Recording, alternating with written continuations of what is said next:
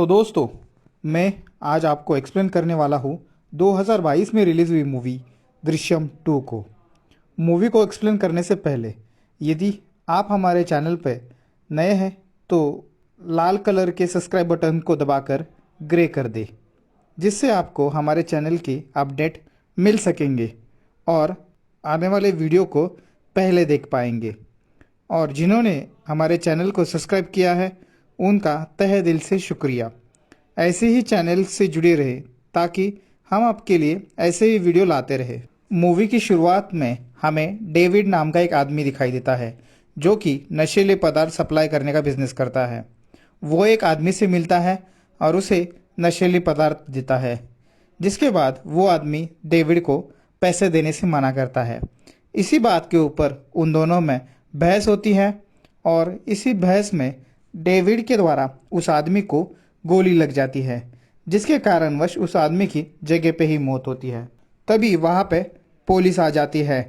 David उनसे बचने के लिए वहाँ से भाग निकलता है। जब वो पुलिस से बचते हुए भाग रहा था तभी वो एक आदमी को पुलिस स्टेशन में कुछ गाड़ते हुए दिखता है और वो आदमी पुलिस स्टेशन से बाहर निकलता है। वो आदमी और कोई नहीं बल्कि विजय सालगांवकर था, जो कि समीर देशमुख की लाश को पुलिस स्टेशन में गाड़ रहा था। ये सब डेविड देख लेता है, पर उसके पीछे पुलिस लगने के कारण वो वहाँ से भाग निकलता है। डेविड अपने घर पहुँच के अपने फैमिली के साथ फरार होने ही वाला होता है कि तभी पुलिस उसके घर पे पहुँचती है और उसे गिरफ्तार कर लेती है। अब यहाँ से कहानी 7 साल आगे बढ़ती है और हम विजय को देखते हैं, जो पहले तो केबल का बिजनेस करता था, पर उसके साथ ही वो मूवी थिएटर का भी बिजनेस शुरू करता है। विजय अपनी पत्नी नंदिनी और अपनी 2 बेटियां अनु और अंजू के साथ एक खुशहाल जिंदगी जी रहा होता है। नेक्स्ट सीन में हम देखते हैं कि विजय के पड़ोस में रहने वाले एक पति पत्नी में झगड़ा चल रहा होता है, जिसे देखकर विजय और नंदिनी उसे रोकने के लिए पहुंच जाते हैं। वहां जाने पे उन्हें पता चलता है जेनी का पति उसे दारू पी के मारता है और किसी प्रकार का काम धंधा भी नहीं करता। बजाय इसके वो कुछ कमा पाए, वो जेनी से ही दारू के लिए पैसे मांगता रहता है। विजय इन दोनों पति पत्नी में चलने वाले विवाद को रोकता है और जेनी को एक सलाह देता है कि वो अपने पति की कंप्लेंट पुलिस स्टेशन में कर दे, ताकि आगे चल के वो उसे ना मारे। समीर देशमुख के हादसे को लगभग 7 साल बीत चुके थे। आज भी लोग विजय को शक की नज़र से देखा करते थे और उसके पीठ के पीछे बातें भी बनाते थे। अब हम देखते हैं कि विजय से मिलने के लिए समीर के पिता आते हैं और वो विजय से विनती करते हैं कि वो उन्हें बता दे कि उसने समीर की बॉडी कहाँ रखी है, ताकि वो उसकी अंत्यविधि कर सके। दरअसल समीर के मौत के बाद उसके माता पिता लंदन को शिफ्ट हो चुके थे, पर वो हर साल समीर के बर्थडे पर इंडिया आकर उसके आत्मा की शांति के लिए पूजा करते थे। इसी भावना में बहकर समीर के पिता विजय के पास आते हैं और उससे ये विनती करते हैं, पर विजय इस बारे में कुछ भी नहीं कहता। अब हम देखते हैं कि विजय एक मुराद अली नाम के राइटर और डायरेक्टर से मिलता है और उसको बताता है कि उसका एक सपना है कि वो एक फिल्म बनाए और उसके पास एक दमदार स्टोरी भी है। विजय मुराद अली को अपनी पूरी स्टोरी सुनाता है और मुराद अली को वो स्टोरी काफ़ी पसंद भी आती है, पर विजय को इस मूवी का क्लाइमैक्स पसंद नहीं था और वो इस क्लाइमैक्स को बदलना चाहता था। इसी कारणवश वो मुराद अली से थोड़ा वक्त मांगता है ताकि वो इस मूवी के क्लाइमैक्स को दोबारा लिख सके। विजय ने अपने घर के पास की कुछ ज़मीन बेच दी थी क्योंकि उसे मूवी थिएटर शुरू करना था और यही जगह जेनी और उसके शराबी पति ने खरीद ली थी। नेक्स्ट सीन में हम देखते हैं कि विजय एक आदमी से मिलने जाता है जो कि कब्रिस्तान में काम करता था और उसकी आर्थिक स्थिति भी कुछ ठीक नहीं थी, तो विजय उसे पैसों से मदद भी करता था। आखिरकार विजय यह मदद उसे क्यों करता था ये हमें बताया नहीं जाता। अब हम देखते हैं कि डेविड को अब तक 7 साल हो चुके थे, वो जेल में ही बंद था। अब वो जेल से छूट जाता है और अपने परिवार वालों से मिलने के लिए पहुंच जाता है। उसके परिवार वालों से मिलने के बाद उसे पता चलता है कि उसकी पत्नी किसी तरह से अपना गुजारा कर रही है।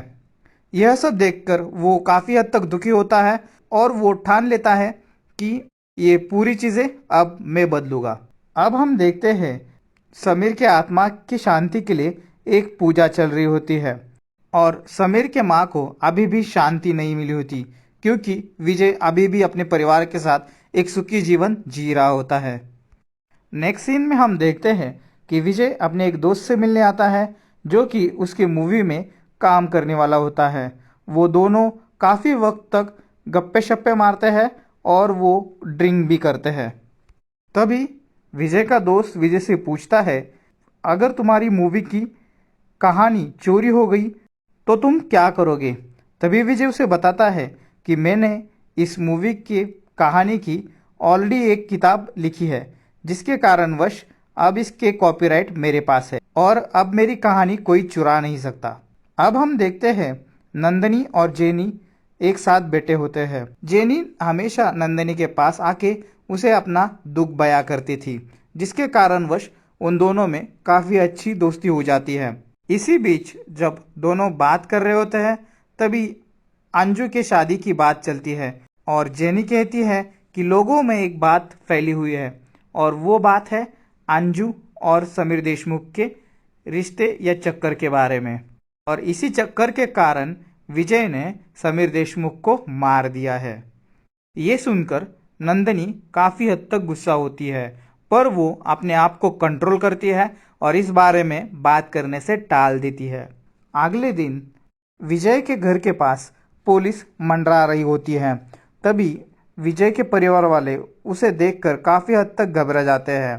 तभी उन्हें पता चलता है कि ये पुलिस जेनी के लिए आए हैं, क्योंकि जेनी ने अपने पति के खिलाफ एक मुकदमा दायर किया था, जिसके कारणवश पुलिस जानकारी जुटाने के लिए आई है।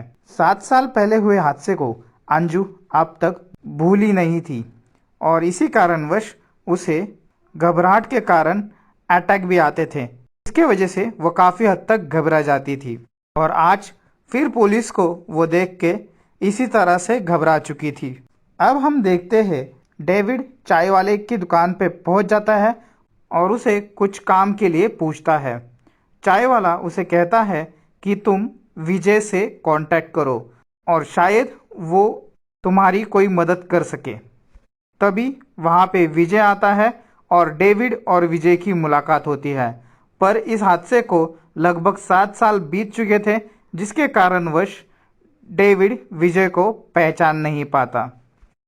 अब हम आईजी तरुण को देखते हैं, जो समीर के मर्डर की फाइल दोबारा खोलना चाहता था। इसी के लिए वो सस्पेंडेड पुलिस ऑफिसर गायतोंडे को बुलाता है और इस केस के बारे में जानकारी लेता है। बीते 7 साल से गायतोंडे सस्पेंडेड था और वो अकेला ही चश्मदीद गवाह था जिसने विजय को पीली कार में जाते हुए देखा था। यहाँ पे हम देखते हैं समीर की माँ मीरा देशमुख तरुण से मिलने आती है और एक बड़ा राज खुलता है और पता चलता है कि जेनी और उसका पति कोई सामान्य नागरिक नहीं है, बल्कि एक पुलिस ऑफिसर है जो विजय के पड़ोस में रहकर उसकी जासूसी कर रहे हैं।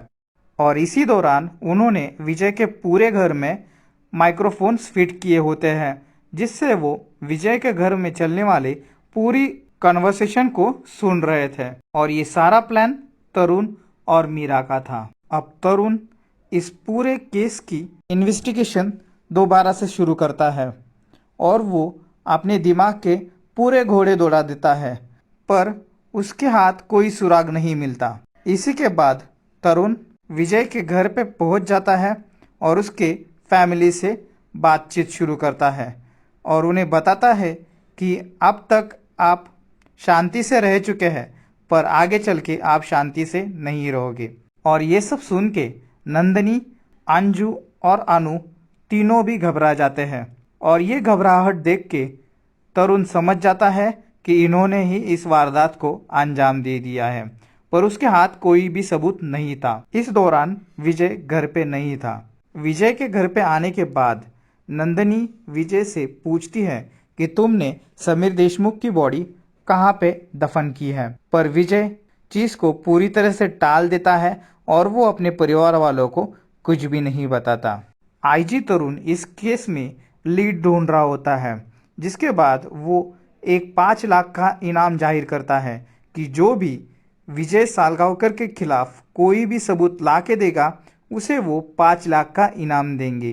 तभी इस बात की चर्चा चाय वाले की दुकान पे हो रही होती है, तो डेविड ये बात सुन लेता है और उसे याद आता है कि 7 साल पहले उसने विजय को पुलिस स्टेशन से फावड़ा लेके निकलते हुए देखा था। डेविड को ये एक अच्छा मौका दिखाई देता है जिससे वो काफ़ी पैसा कमा सकता था। तो डेविड आईजी तरुण से मिलने के लिए पुलिस स्टेशन पहुंच जाता है। इससे पहले कि डेविड तरुण को कोई जानकारी दे, वो अपनी जो रकम थी उसे बढ़ाने की मांग करता है और वो जानकारी के बदले 25 लाख रुपए मांग लेता है। तरुण इससे मान जाता है और वो जानकारी के बारे में पूछता है। तभी डेविड उन्हें बताता है कि आप जहाँ पे खड़े हो उसी के नीचे समीर देशमुख की डेड बॉडी दफन है। और तरुण को याद आता है कि 7 साल पहले इसी पुलिस स्टेशन का कंस्ट्रक्शन का काम भी चल रहा था और वो इस पुलिस स्टेशन की खुदाई शुरू करता है, जिसमें उन्हें समीर देशमुख की डेड बॉडी मिल जाती है और वो बॉडी वो गवर्नमेंट हॉस्पिटल में भेज देते हैं ताकि उसकी मेडिकल जांच हो सके। सैम की डेड बॉडी मिलने के बाद तरुण कोर्ट से अपील करता है और विजय और उसके परिवार वालों से सवाल जवाब करने की परमिशन मांगता है। पुलिस उन्हें ये परमिशन दे देती है। तरुण विजय और उसके परिवार वालों को हिरासत में लेता है। गायतोंडे के द्वारा टॉर्चर करना शुरू करता है। तरुण ये जानता था कि यदि उसे विजय से सच उगलाना है तो उसे उसके परिवार वालों को ही टॉर्चर करना पड़ेगा, जिसके बाद विजय टूट जाता है और वो सच्चाई बताने के लिए मजबूर हो जाता है। विजय अपने कन्फेशन में बताता है कि उसने ही समीर देशमुख को मारा था और इसमें उसके परिवार वालों की कोई गलती नहीं थी और सारा इल्ज़ाम अपने ऊपर लेता है। मुराद अली को जब विजय के बारे में टीवी पर पता चलता है तो वो सीधा तरुण और समीर देशमुख के फैमिली को मिलने के लिए पहुंचता है और वो बताता है कि उसकी मुलाकात विजय से साल 2016 में हुई थी और उसने अपना नाम विजय सालगांवकर नहीं बल्कि विजय गुड़बोले बताया था। उसके पास एक कहानी थी जिस पे वो फिल्म बनाना चाहता था। मैंने वो कहानी सुनी और वो वाकई ही दमदार थी। विजय ने उसे पैसे दिए और इस कहानी को लिखने के लिए कहा, जिसके बाद मुराद अली ने इस कहानी को लिखा और उसकी एक बुक भी पब्लिश की और ये बुक विजय के नाम पे पब्लिश न होते हुए मुराद अली के नाम पे पब्लिश हुई थी। आगे हम देखते हैं कि विजय को कोर्ट में पेश किया जाता है। अपने दिए हुए कन्फेशन से साफ साफ इनकार करता है और कहता है कि ये कन्फेशन पुलिस ने उसे टॉर्चर करके लिया था। विजय की वकील कोर्ट में एक दृश्यम नाम की किताब को पेश करते हैं और कहते हैं कि पुलिस ने सारी कहानी इस बुक से चुराई है और वही कहानी विजय से बुलाई है। और इस वक्त इस मूवी का फर्स्ट ट्विस्ट आता है और हमें विजय की चालाकी के बारे में पता चलता है और ये किताब इसीलिए छपाई थी कि वक्त आने पर वो इसे कोर्ट में पेश कर इस स्टोरी लाइन को बता सके। वही हम नेक्स्ट सीन में देखते हैं कि मुराद अली पुलिस को बताता है कि विजय ने उसे एक जानकारी मांगी थी और वो जानकारी ये थी कि अगर पुलिस को बॉडी मिल जाती है तो उसके बाद पुलिस का क्या प्रोसेस होता है, जिसके ऊपर बेस उसे एक नया क्लाइमैक्स बनाना था। और तभी गायतोंडे तरुण को फ़ोन करके बताता है कि कोर्ट में और एक नया ट्विस्ट आया है। पे वो बताता है कि जो डेड बॉडी उन्हें पुलिस स्टेशन से मिली है वो समीर देशमुख की नहीं है। मुराद अली बताता है कि हीरो को ये पहले से पता था एक दिन पुलिस को वो डेड बॉडी ज़रूर मिलेगी और पहले से ही वो इसके प्लानिंग में लगा था कि यदि ये डेड बॉडी पुलिस को मिल जाती है तो उसका नेक्स्ट स्टेप क्या होगा। इसीलिए जब विजय ने समीर देशमुख को दफनाया था तभी से उसे एक ऐसी बॉडी की ज़रूरत थी जो समीर की उम्र की हो और उसकी काठी भी सेम हो। आखिरकार विजय की खोज खत्म हो जाती है और उसे एक ऐसी डेड बॉडी मिलती है लगभग समीर के उम्र से मैच कर रही थी और वो डेड बॉडी कब्रिस्तान में दफन की गई थी। इसी के बाद विजय उस कब्रिस्तान की गेटकीपर से जान पहचान बढ़ाता है और उससे दोस्ती कर लेता है। ये वही युवक होता है जिसको विजय पैसे से मदद करता था। विजय उस डेड बॉडी का कंकाल होने तक राह देखता है। आखिरकार वो उस कंकाल की मांग कर देता है। विजय ने उस गेटकीपर की इस कदर से मदद की थी कि वो उसे नकार नहीं सकता था। विजय को वो कंकाल ला देता है। इसी बीच विजय एक और जानकारी प्राप्त करने में लग जाता है कि यदि पुलिस को ये डेड बॉडी मिल जाती है तो वो इस डेड बॉडी को कहाँ पे भेज सकते हैं। जिसके बाद विजय को पता चलता है कि ये डेड बॉडी मेडिकल कॉलेज में भेजी जाती है जहाँ पे उसका डीएनए टेस्ट होता है। तो विजय अब उस मेडिकल कॉलेज के वॉचमैन से दोस्ती कर लेता है और उसकी दोस्ती इस कदर होती है कि वो दोनों एक साथ दारू पिया करते थे। इसी के बाद जब पुलिस को वो डेड बॉडी मिलती है तो वो मेडिकल कॉलेज भेजी जाती है और उसी रात वो अपने इस दोस्त को दारू पिलाता है और समीर देशमुख के कंकाल को बदल देता है। यहाँ पे पूरा गेम चेंज हो जाता है और डीएनए रिपोर्ट से ये पता चलता है कि वो कंकाल समीर देशमुख का नहीं है। आखिरकार कोर्ट ये मान लेता है कि जो कुछ भी कन्फेशन विजय देशमुख ने दिया था वो एक बुक के स्टोरी पे बेस्ड था और वो डेड बॉडी समीर देशमुख की नहीं है। इसी कारणवश वो विजय को रिहा कर देती है।